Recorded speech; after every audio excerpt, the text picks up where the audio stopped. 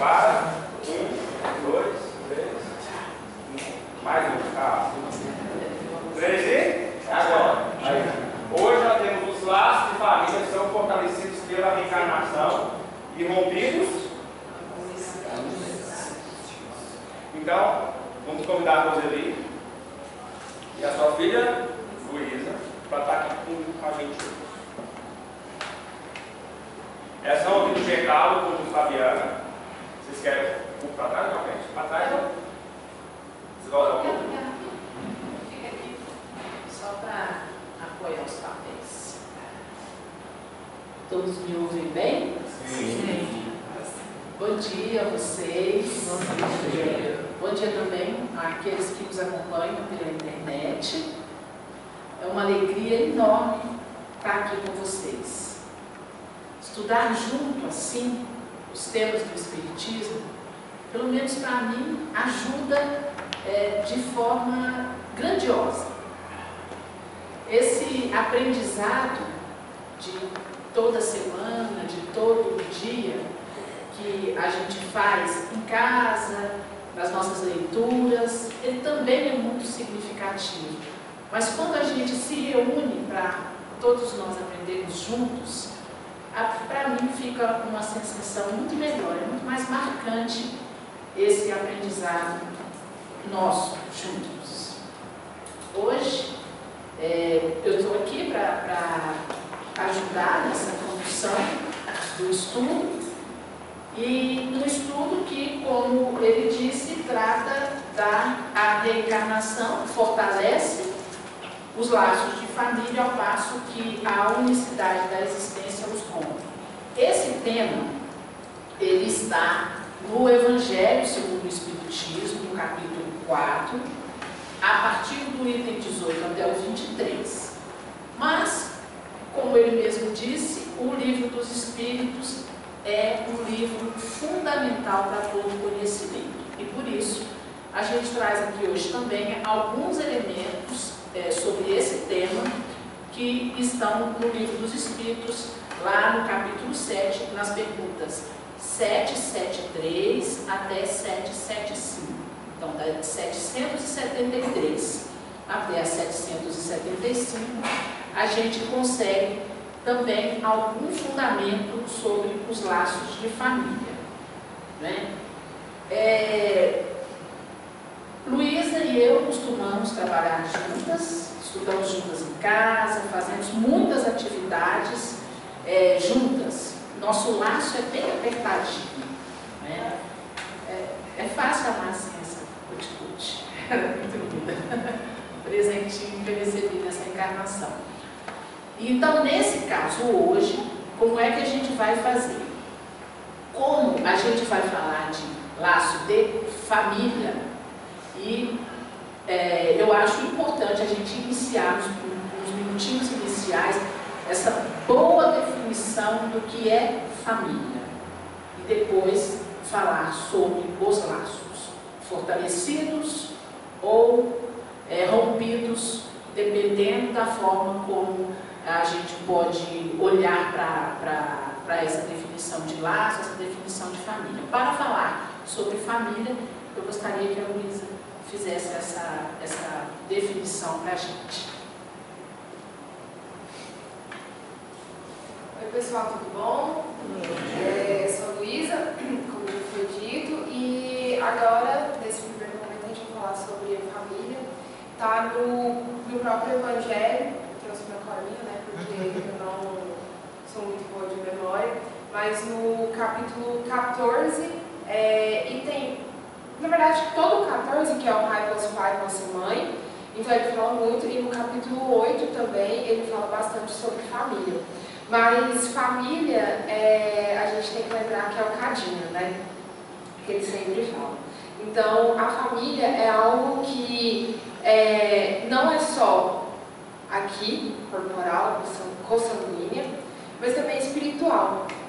No próprio Evangelho, no item 8, aqui do capítulo 14, ele fala, os espíritos passam essa mensagem para Kardec, de que após duas espécies de família, as famílias pelos laços espirituais e as famílias pelos laços corporais. O que a gente pode entender por isso? A família espiritual é aquela que aqui também está, porque nós podemos ser corporais, mas somos, em grande maioria, espirituais também, porque temos uma afinidade, ou então não temos nenhuma afinidade, viemos juntos para depurar esse sentimento, mas também temos a família consanguínea, que é aquela que é de sangue mesmo, ou seja, pai, mãe, tio, avô. Isso é uma família consanguínea que não deixa de ser espiritual, como eu disse. Esse capítulo 14, ele é muito interessante porque ele vai falar justamente sobre a família mais próxima, que é pai e mãe. E por pai e mãe a gente pode entender o que a gente bem quiser, porque pode ser avô, tio, que é justamente aquele que nos cria, né? Aqui em questão de terra, né? Vamos assim dizer. Então, ele fala justamente isso, sobre vosso pai e vossa mãe, honrar vosso pai e vossa mãe. E aí, Jesus pergunta, quem é minha mãe e quem são meus irmãos? Quando eu li isso pela primeira vez, eu fiquei também muito confusa, né? Falei assim, como assim? Por que ele está perguntando isso? E aí, responde que pai, mãe, irmão, são todos aqueles que estão no mesmo propósito. Ou seja, aqui somos todos pais, irmãos, irmãs e sempre espíritos afins. É óbvio que cada um tem a sua missão, eu digo missão assim, cada um tem o seu trabalho que veio para fazer, né? Cada um tem o seu propósito, sim, mas estamos aqui afins. A gente já sabe, nada por acaso, e por isso estamos aqui hoje unidos em família. Vocês ainda um pouco mais apertados, porque família de sempre é sempre muito mais, um laço muito mais forte. Eu posso dizer isso pelo GECAL, ele também é do GECAL, e lá é minha família assim, que nossa, eu luto por causa deles, que se precisar, qualquer coisa. Então nós temos família corporal, que é a família de sangue, que nem eu e minha mãe, e a família e a família espiritual. O que acontece? Mas a gente fica pensando assim, então eu vou vir só com pessoas que eu sempre dei muito certo. Então minha mãe é porque ela foi minha irmã na vida passada, e a gente era muito amiga, a gente era, né, coisa assim. Não. Já viram que às vezes na família tem alguns parentes que são meio complicadinhos? Geralmente tem. Lá na minha família, ainda bem que a gente não tem. Eu confesso que nessa encarnação eu não coloquei no planejamento reencarnatório de uma família com um desafeto. Eu acho que dessa eu passei. Talvez, vamos pensar, né? Vamos pensar, nossa, ou eu estou muito atrasada e nem estou vendo o desafeto, ou eu já estou me achando evoluída, né? Eu estou pensando que eu estou mais atrasada, mas ok. Então, mas a gente sempre tem um parente que ele é meio cri-cri. E esse parente pode ser, que a gente não pode afirmar, porque a gente não está com o nosso planejamento reencarnatório aqui na mão, falando aqui, ó, é isso. Claro que não. Mas a gente pode pensar que ele é um espírito que em vidas passadas nós tivemos alguma desavença e continuamos com esse tipo de desavença e precisamos resolver. Pode ser uma desavença besta, só que para aquele espírito não é. A gente vê, por exemplo, Divaldo tinha um obsessor, tudo bem que o caso foi assim, né? Ele induziu aquele espírito à época ao suicídio, teve uma história toda. E aí o espírito só conseguiu parar com aquela obsessão quando o Divaldo, porque ele faz trabalho com as crianças, conseguiu adotar o então espírito da mãe daquele obsessor quando ela reencarnou. Então imagina, às vezes são coisas bobas que pode ser assim, para mim é bobo, mas para Leire não é, para você não é bobo. Então a gente tem que sempre pensar, não só na família espiritual, porque a gente tem que se preocupar com eles, e a gente começa a falar sobre família espiritual, a gente sempre lembra do problemático, né? A gente fala, porque é um obsessor, mas também tem muitos espíritos queridos que nos acompanham. Então, imagina, por exemplo, meu avô já faleceu, claro que não posso afirmar também, mas, se possível, creio que ele também me acompanharia de uma forma bem positiva, pelo laço que tivemos aqui enquanto encarnados, que foi muito positivo. Então, a gente, ao lembrar de família espiritual, não lembrar só do lado ruim. E da família corporal também não lembrar só do parente cri-cri. Lembrar também daqueles bons que nós temos. Que todos estão aqui para crescermos juntos. Como diz aqui no Evangelho, para depurar esse sentimento. É para fazer aquela limpeza mesmo. E a gente conseguir conviver com todos eles de forma mais harmônica. Porque se a gente parar para refletir, todos nós estamos indo para o mesmo lugar. Alguns um pouco mais devagar, outros mais rápido. Mas o nosso objetivo é a perfeição. Então de nada vai adiantar eu continuar com uma rinha, sendo que eu estou buscando a perfeição. E se a gente vai passar a eternidade juntos, querendo ou não. Às vezes a gente passa uns anos separados, né?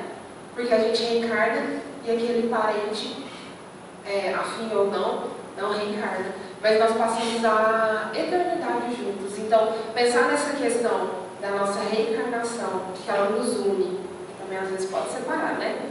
Que ela nos une, e que a unicidade unicidade? Não, unicidade o que é? Rompe os laços. Perdão, gente. A unicidade rompe os laços. A gente tem que pensar nisso, na forma como a gente se relaciona com os nossos encarnados, com todos aqui, e com os desencarnados. Os que são nossos obsessores, por que a gente está deixando isso acontecer? E com aqueles que são afins e que tanto nos ajudam.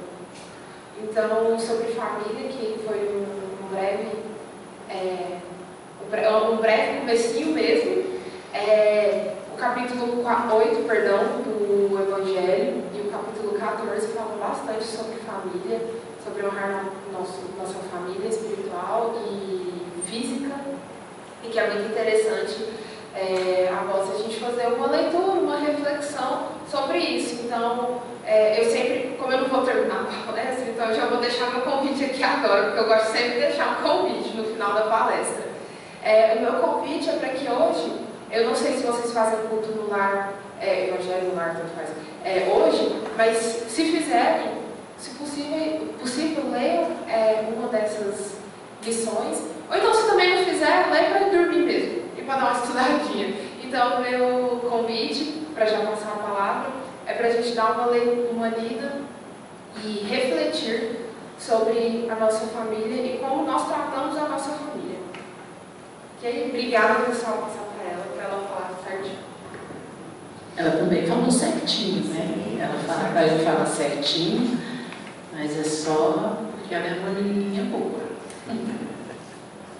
Então, a gente viu aqui na fala da Luísa que os espíritos formam grupos que a gente habituou a chamar de família.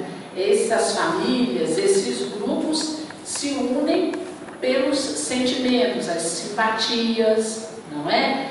Pelas inclinações, as semelhanças de interesses, e é isso que forma os grupos de espíritos. Espíritos, como ele disse, né? Em todo o momento, somos H2O o tempo inteiro, né? Pelo poder Egeu, a gente, quando encarna, alma, né? Só uma nomenclatura. Mas estamos reunidos sempre, ou no mundo espiritual, ou no planeta Terra, reunidos sempre com um objetivo. A gente está sempre junto com uma função. A reencarnação separa momentaneamente os espíritos que estão aqui, ficam em algum tempo como a gente costuma chamar de prisioneiros na carne, né? Os outros na erraticidade, mas continuamos a ser família. Isso não muda. O amor, o sentimento, as inclinações, os interesses continuam nos ligando, mesmo quando parte da nossa família está desencarnada, ou quando a gente está desencarnado e parte da família encarnada. Isso nos separa, não de forma total, como a Luísa mesmo disse aqui.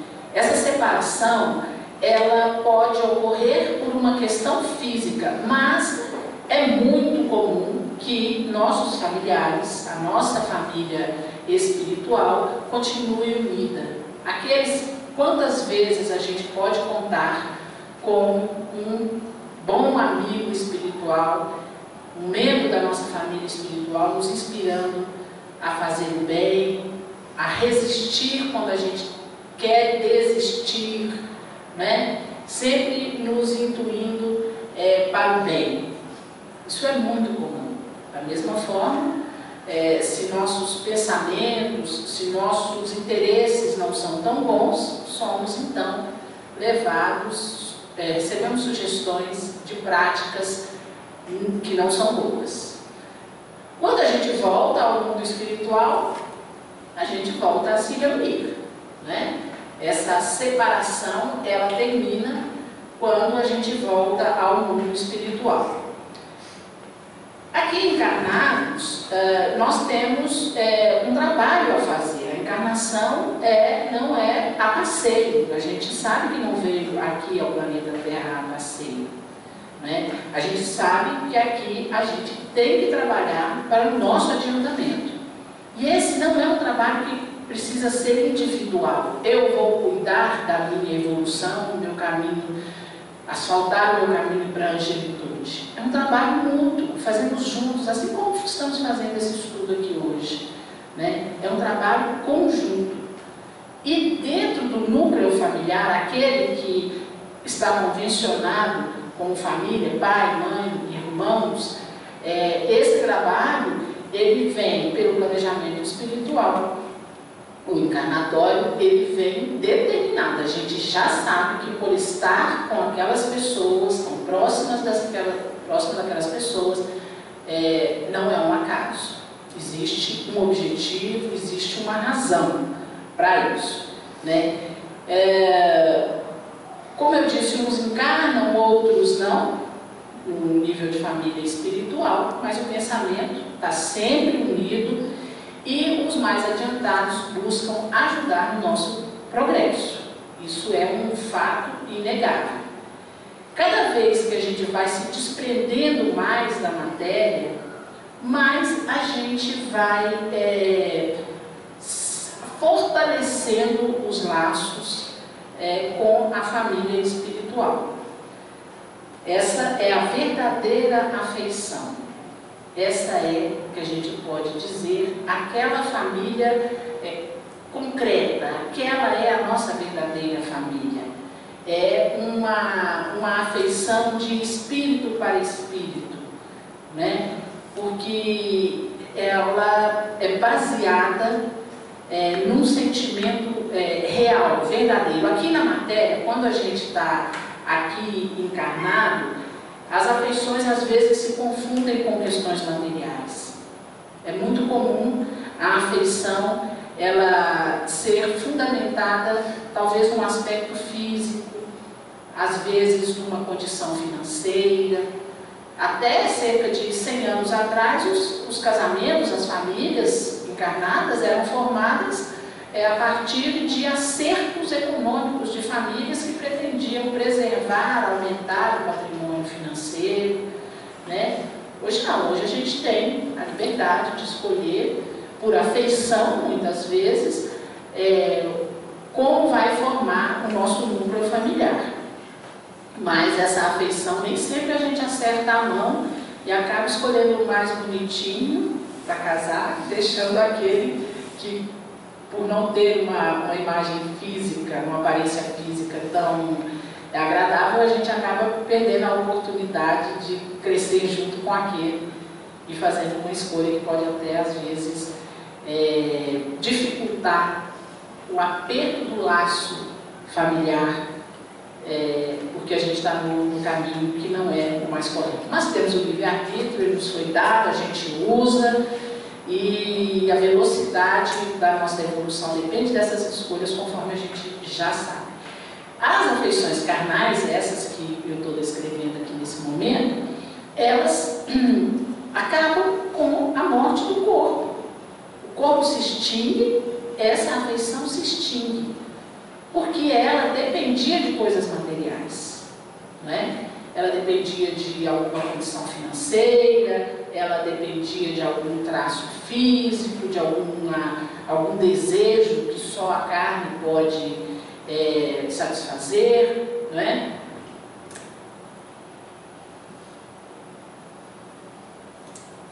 Desculpa.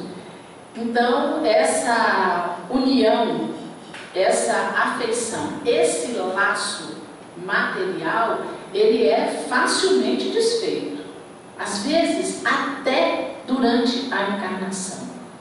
Quantas vezes a gente ouviu dizer porque fulano deixou de ser belo, o laço familiar foi desfeito, a condição financeira mudou, o laço familiar foi desfeito. E há quem consiga pôr uma pedra sobre aquela vivência toda e esquecer completamente. O laço material realmente ele é muito simples de ser desfeito, né? Essa união, a afeição entre parentes, e parente a gente usa muito aqui no mundo material, né? Porque a gente até determina pai, mãe, filho, né? No mundo espiritual é uma coisa mais ampla, não existe essa configuração, porque já imaginou, você viver 10 vidas, você ia ter 10 sogras, 10 esposas, 10 maridos, não ia formar uma família meio confusa, né? No mundo espiritual, essa configuração não necessariamente se mantém. Aqui sim a gente tem os parentes, é tudo determinado, até pela legislação do planeta Terra, difere de país para país, mas como base, a gente tem parentes em linhas, a doutora advogada me ajuda, que é lateral, e os parentes são colaterais e tal, né? E as simpatias, elas anteriores e posteriores, nos aproximam mesmo quando a gente está encarnado.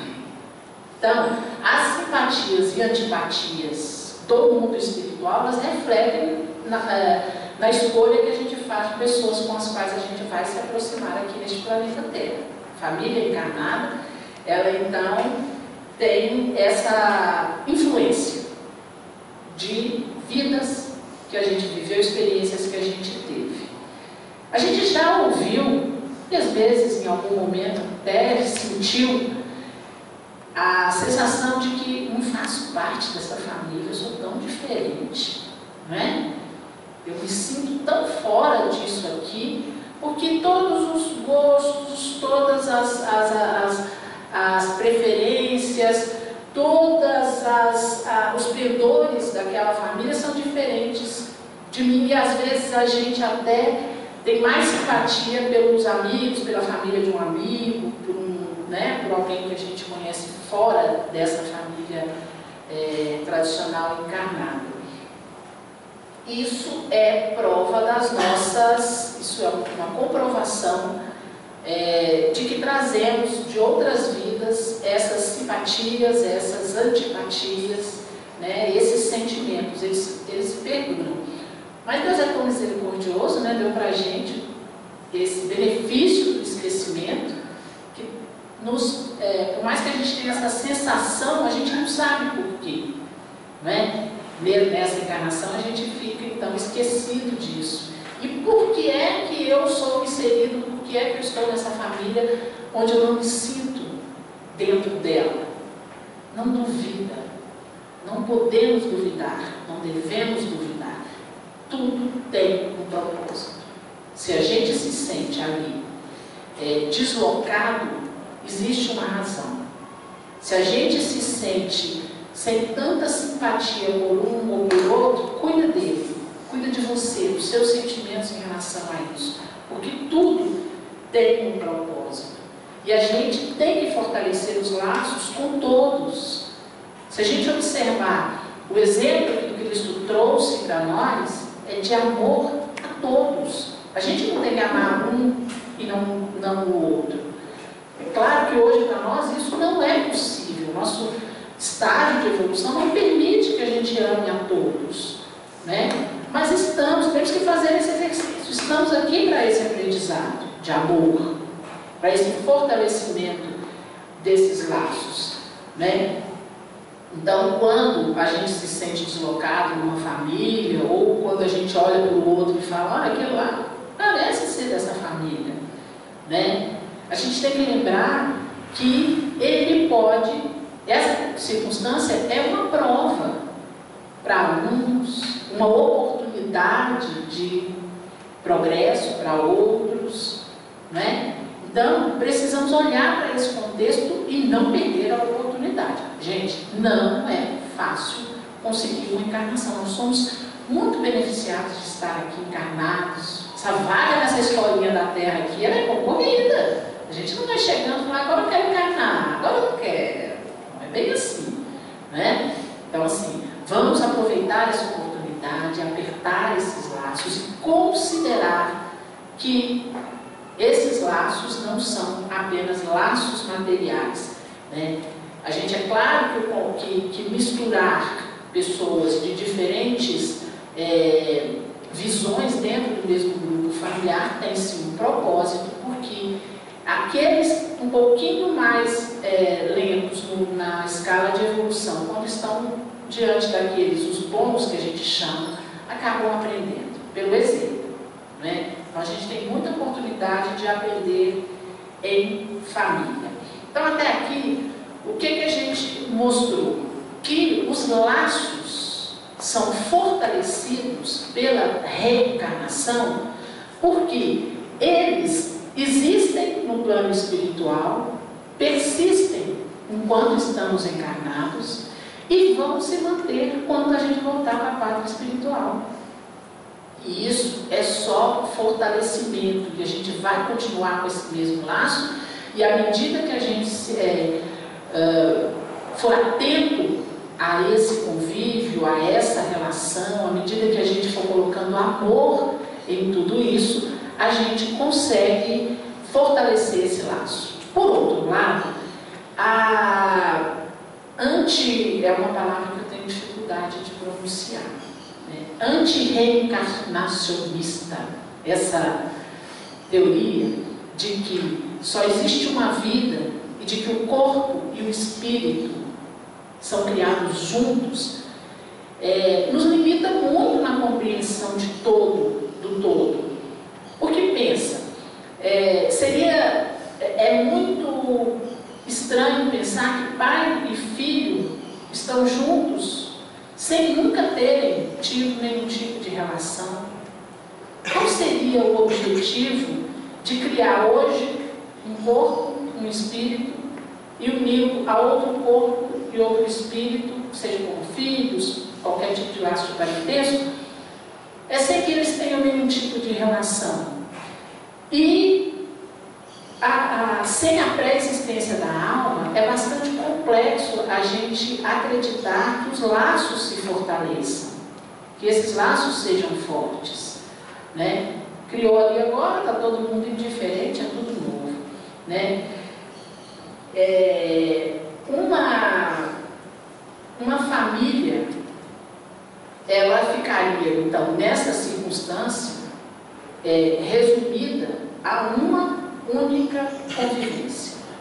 Então, são só os laços materiais que uniriam a família, sem nenhum laço espiritual. Foi tudo criado ali naquele momento. Então, para nós que temos essa oportunidade de estudar o Espiritismo, é bastante difícil para a gente concordar com a possibilidade de a bondade divina nos limitar a uma única vida, né? Sem nenhum passado. Pensa, as almas são estranhas, elas não têm nenhum passado, não têm nenhuma vivência anterior. Com a reencarnação, essas experiências nossas, elas se misturam, elas nos ajudam, elas lapidam essa pedra bruta que nós somos, né? A gente vai convivendo e vai polindo um ao outro, vai ajudando um ao outro a evoluir. E, neste caso, apertando os laços de simpatia. Então, a reencarnação, sim, ela aperta os laços de família, de simpatia. Já a não reencarnação, ela não nos permite imaginar como pode ser